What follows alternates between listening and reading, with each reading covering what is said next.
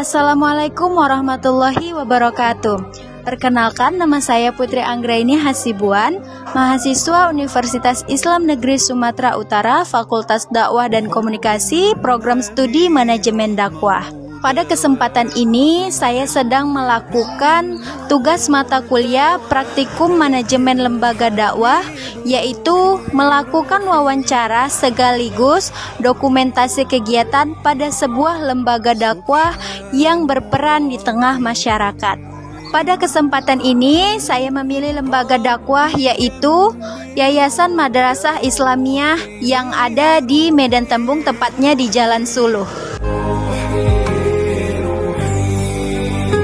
حب النبي رحمة ودواء والقلب من نور ارتاح. Baik, halo teman-teman. Saat ini saya bersama dengan kepala yayasan daripada Yayasan Madrasah Islamiyah. Mungkin langsung saja Bapak, saya akan bertanya. Untuk yang pertama kali, kita tahu pasti setiap lembaga memiliki sejarahnya ketika didirikan. Jadi kira-kira seperti apa dan bagaimana ya Pak lembaga ini berdiri awal mulanya? Terima kasih. Siapa namanya tadi? Putri Anggraini ya, dari Wimsu. Yayasan kami ini berdiri sejak tahun 67. Yang awalnya ini rawa-rawa rumah bambu, papan tepas. Berdiri tahun 67 ya. Yang pada awalnya itu lembaga ini hanya mengelola madrasah diniyah.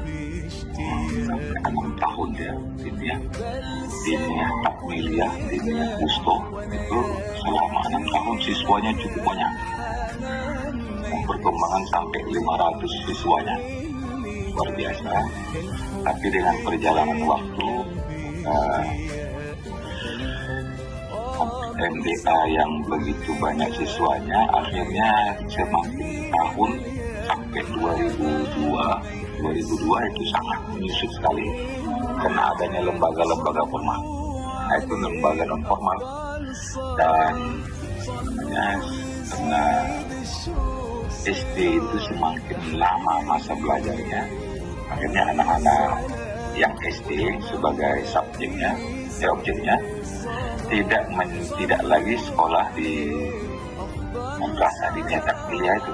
Maka lembaga kita membuka suatu program baru yang formal 2002, itu namanya MTS, Madrasah Sanawiyah, yang formal di bawah naungan Kementerian Agama.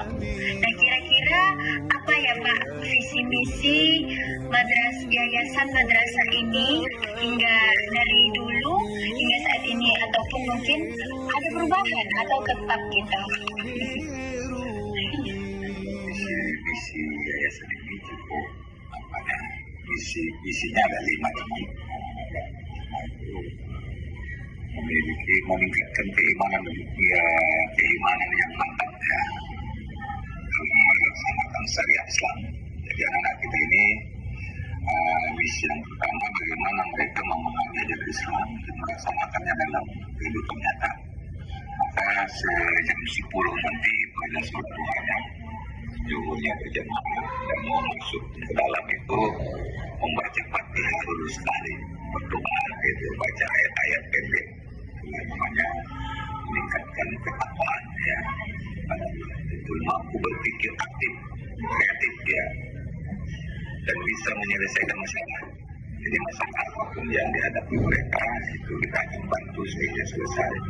Karena di antara siswa kita ini ada yang broken home, ada yang miskin, ada yang kehidupannya sangat sulit. Kita juga akan bantu bagaimana cara menyelesaikan masalahnya sehingga kita bekerja sama dengan Bajnas. Bajnas juga lembaga lain sehingga orang-orang yang punya kesulitan masalah tidak bisa sekolah, tidak bisa beli baju, beli sepatu, itu akan kita koordinasikan dengan lembaga lain. namanya mampu berpikir aktif dan kreatif dalam memecahkan masalahnya. Mereka itu memiliki keterampilan dan gaya hidup yang islami. Jadi orang masuk pun kembali terus Islam. Walaupun karena tamu-tamu kita juga ada yang tidak muslim betul, tapi kita tetap dengan bahasa yang santun sehingga mereka bisa memakai tidak yang menutup aurat. Setelah itu mampu jadikan teladan dalam kehidupan masyarakat. Jadi anak kita ini nggak ada yang terlibat narkoba. Iya, itu ada juga di walaupun alumni itu sudah menjadi dari 2002 sampai sekarang belum ada yang terlibat pada pergaulan bebas, perkelahian, itu yang mampu menjadikan teladan. Dan juga anak-anak kita alumni itu bisa jadi imam. Ya, mereka tuh kita bikin di mereka hafal Quran itu kayak habis sampai sore. Jadi ada yang hafal 30 juz, ada yang 10 juz, ada yang 3 juz, sehingga mereka bisa jadi teladan. Walaupun ada dalam keluarga mereka mengadakan perwiritan, mengadakan kegiatan keagamaan, dia bisa menjadi jadikan diri kita jadi sedikit beraktivitas ikut serta melestarikan lingkungan. Jadi anak kita itu kita biasakan untuk tetap membuang sampah pada tempatnya dan lihat kondisi sekarang walaupun tidak juga ada tanaman ringan itu ada visinya. Dan itu visinya membuat tubuh ulama rasanya beriman sama tadi bisa misi tugasnya setelah visi maka insya Allah itulah menjadi diingatkan kepada sebuah anggota ya dari yang ada di bawah yayasan ini. Mungkin selanjutnya saya ingin sedikit tahu terkait struktur kepengurusannya Pak. Mungkin ada sekretarisnya atau bendaharanya gitu Pak? Ya, lembaga yayasan ini punya struktur, ada pembina, ada najir wakafnya. Najir wakaf itu ada 5 kepengurusan dari sejak namanya najir wakaf itu ada 5 komponennya. Nah, itu ada ketuanya, ada wakilnya, ada sekretarisnya, ada bendaharanya, ada anggotanya.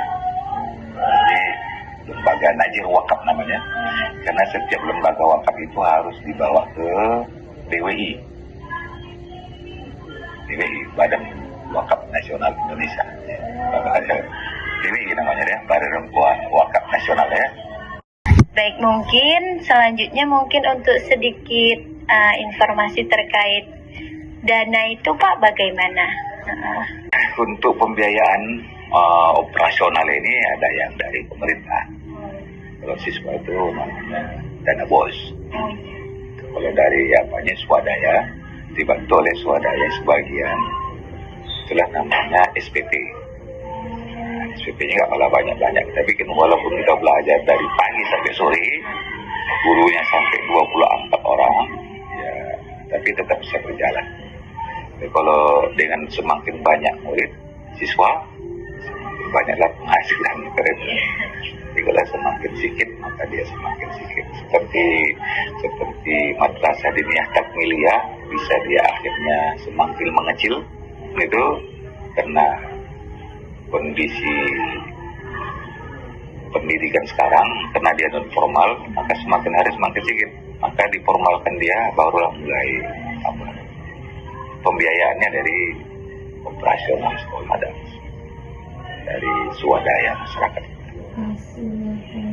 Jadi yang terakhir itu kayak gimana Bapak mengevaluasi terkait daripada berhasil nggak dakwah itu tadi tersampaikan kepada anak-anak, dan kira-kira apa harapan ke depan Bapak untuk generasi saat ini?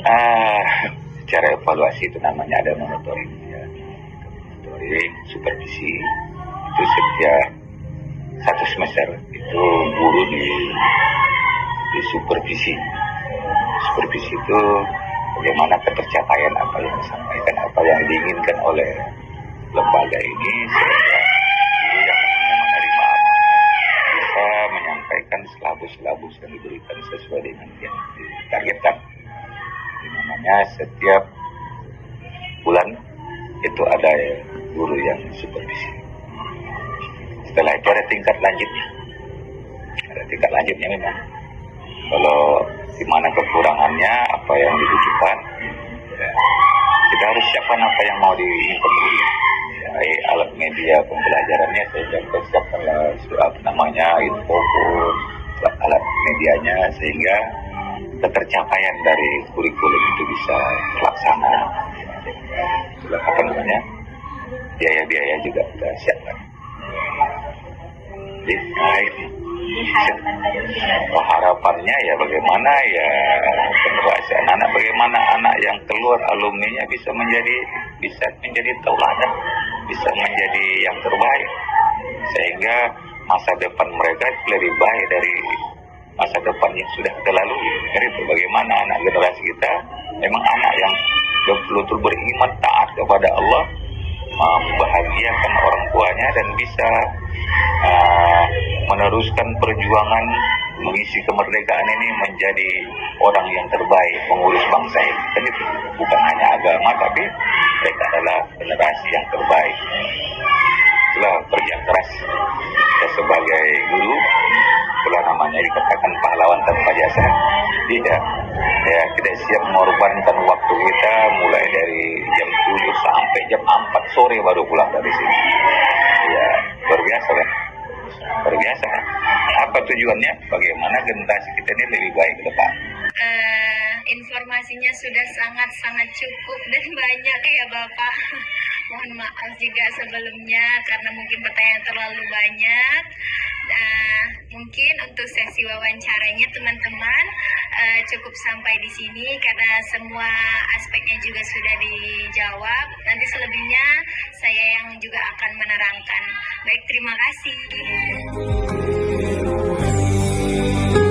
حب النبي رحمة ودواء والقلب من نور ارتوى ملك الحبيب